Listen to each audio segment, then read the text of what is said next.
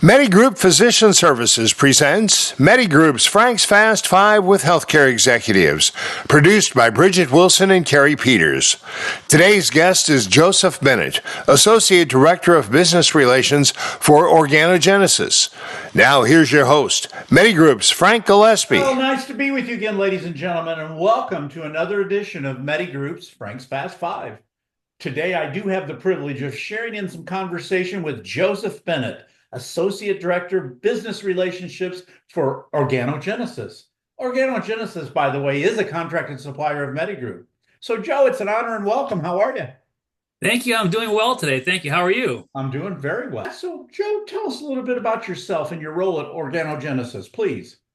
Well, I've been fortunate to be with Organogenesis going on 15 years. But when you talk about myself and my progression through the company, I have to look back to my military service, right? I joined the Navy right out of college, later moved over to the Army, where I served for 12 years until my injury. I was medically retired in 2002. Okay. But the responsibility, all my good traits, I tracked them back to being a service member for 12 years and then, of course, retiring with a disability. But it's a manageable disability. Understood. Well, thank you for your service. No question about it. And your role at Organogenesis? Well, as an account, we call them Associate Director of Business Relations. Most people call them national accounts. I manage a Vizient account. I manage all government accounts. And of course, MediGroup. I work with your team to hopefully bring contractual advantages to our members, and hopefully we're going to heal more patients with our products. Absolutely. You're most effective for sure. I know our team speaks highly of you. So thank you so much for that. Absolutely, it's true.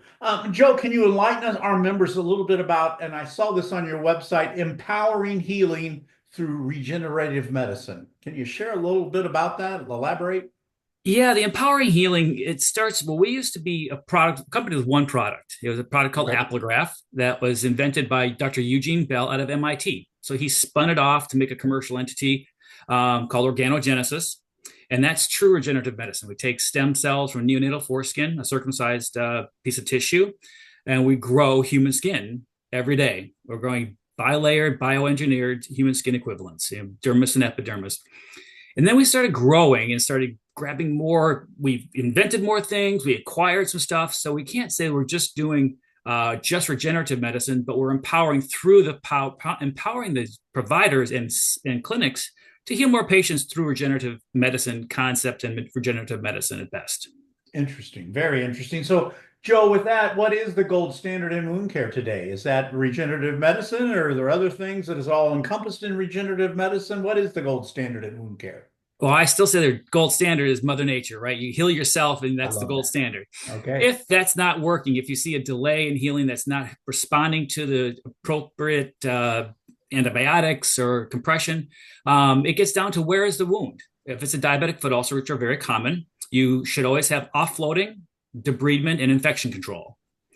If it's a venous stasis ulcer, you should always have control of the infection control, compression, and debridement. And of course, the proper moisture in the wound environment is always important for every wound. But that would be the gold standard. Those are the tenets of wound care.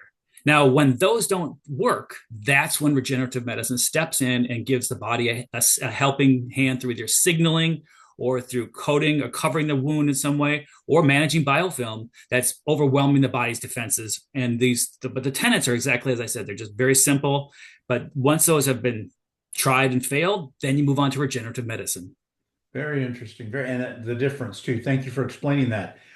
Joe, are there any special approaches taken to address utilization of your products in the non-acute care setting? As you know, MediGroup is a non-acute care GP. Right. Support available for physicians looking to bring wound care into their practice. So our company's large enough now that we provide all kinds of support. We have medical science liaisons that if a provider, nurse practitioner, PA, MD is interested in doing wound care in their practice, we could probably do some basic training for them. I mean, they should maybe go on and get a certification course. We don't certify providers, but if they have questions about, okay, hey, I bought your product, it didn't work for me, we have some simple questions. How well did you debride? Are you managing, basically tenants? Are you compressing the wound? But we do have training within our company to help the providers at any of the non-acute sites become either a better wound care provider or learn the wound care tenets and use of regenerative products. But we also provide the back end. We provide the business support. So if you're a non-acute support, you can't you do things out of the goodness of your heart, but you can't continue unless you see a business value. We have a business relations team, which is my team. We have a field reimbursement team, which helps them with coding and billing and make sure that they're getting what they're supposed to be getting through their claims. So we have it all. We have clinical and we have financial on the back end or the business side. Very good. You've got it all covered and all wrapped around. We think we do. Well, and it's evident in working with you and some of our patients. So, Joe, as a wrap, and this went quickly, but what do you see evolving, broad question, next in the area of regenerative medicine? Is there a couple things you might see that are evolving, coming next? Look for? You know, we focus our regenerative healing, regenerative medicine research and healing, whether it's healing an open wound or an acute wound or a chronic wound or a trauma wound. But regenerative healing, if you Google it, it's massive. Regenerative healing or regenerative medicine includes all kinds of almost scientific stuff, or regrowing eardrums. We're not. We are growing and we're manufacturing human tissues and harvesting tissues that will help the body in the regenerative spaces. Regenerative medicine, I mean, for diabetes, I mean, it is an amazing field of study. It should be looked at in every aspect. I mean, brain, kidneys. I mean, there's all kinds of regenerative medicine. And I use Google Scholar, right? Not the Google, but the Google Scholar. Okay. And if you just type in, your specific regenerative healing, regenerative medicine, regenerative dialysis, whatever, you can Google regenerative anything and find some wonderful, wonderful research that's going on. It seems science fiction when you read it.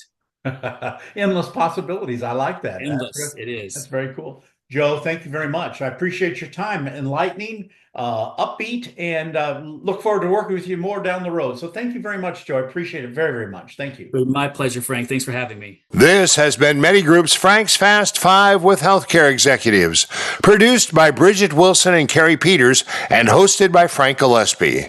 Special thanks to Joseph Bennett, Associate Director of Business Relations for Organogenesis.